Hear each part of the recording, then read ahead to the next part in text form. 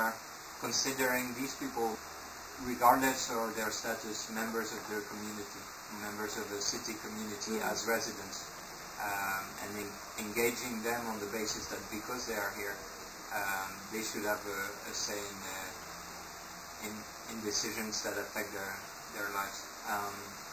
And once we identified, or it's also a process, it's not necessarily that's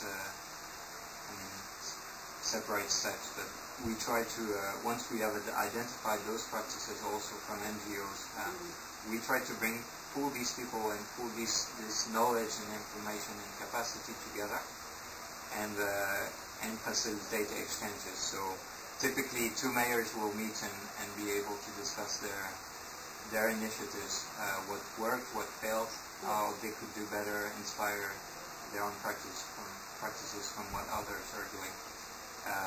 Give a chance to NGOs, to grassroots people's organizations as well, to directly address those representatives, those political representatives that they not necessarily meet with or have access to very easily. It's in October. October, when is it?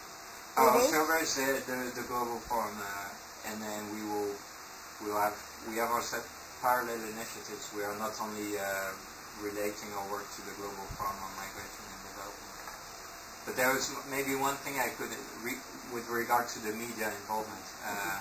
Actually, what I said is a bit too clear-cut, because we within that same initiative, the Big Cities Initiative, we tried to do public discussions. We had one, for instance, in Copenhagen, in Denmark, in Europe, where we engaged. We had a panel, and the media, there was Politiken, one of the main newspapers in Denmark. We had a panel on inclusion policies, and we had the Council of Johannesburg for health issues. We had the Danish Institute for Human Rights, Morten Karen, one of our board members. We had the Mayor of Copenhagen for integration and employment, and someone also from the city of Toronto. And this was a panel discussion which was open to residents from the city of Copenhagen, but completely not registered in a way. It was just an open room. People could come in. There would be short introduction from the different cities, and people would be free to address those representatives and ask questions about what they would like to see happening in their city, what their concerns are. And this was further the outcomes of the discussions, the key points were disseminated in the media. So we tried to also open up to the media, and we did that prior to a conference, which was then more also building on the public discussion, but having its own methodology. And we will do the same in Johannesburg in partnership with the South African Human Rights Commission. Here also you do that also. Here in the here I don't know if you've been following the Zero. One of the reasons of my presence here was that we organized meetings together with the Ideals, an organization based here in providing free legal assistance to migrants. You can help them by giving them legal counsel, something like that. Ideals is doing that. There's, they have a team of lawyers, and they are a partner of the Hague Process, which is also basically a network. So we engaged in here. But we organized together a meeting with city representatives.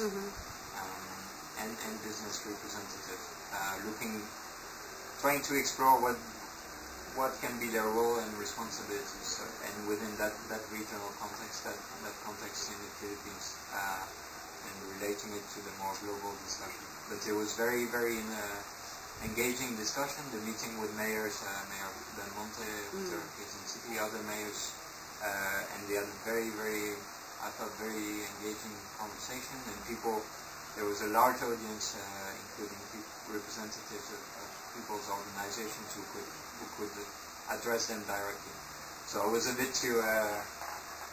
I think we are engaging media. We are just we are depends on the circumstances what is the objectives of the meeting we convene.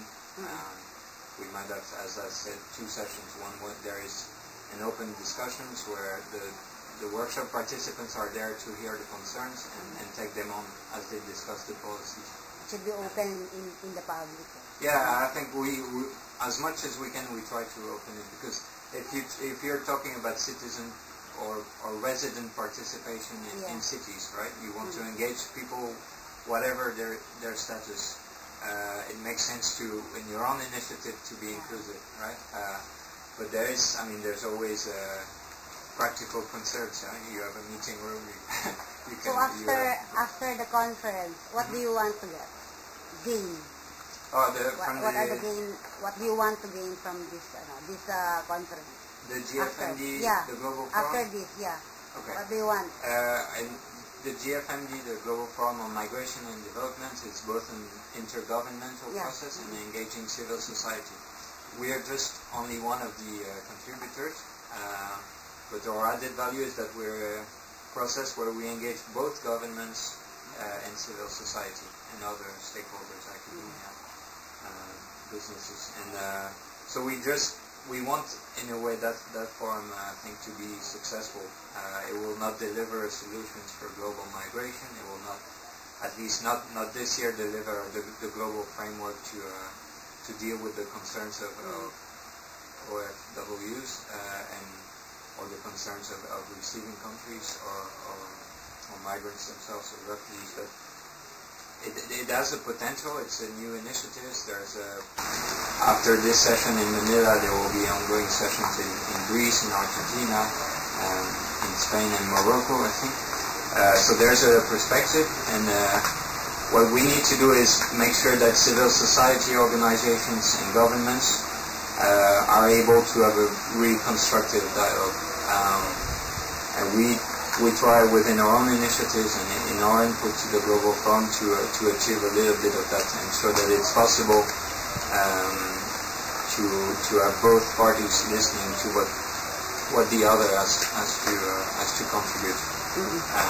Otherwise we get stuck in dogmatic positions, and there are dogmatic positions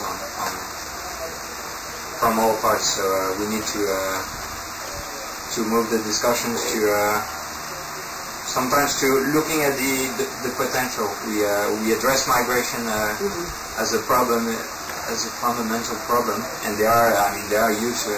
I've been meeting with NGOs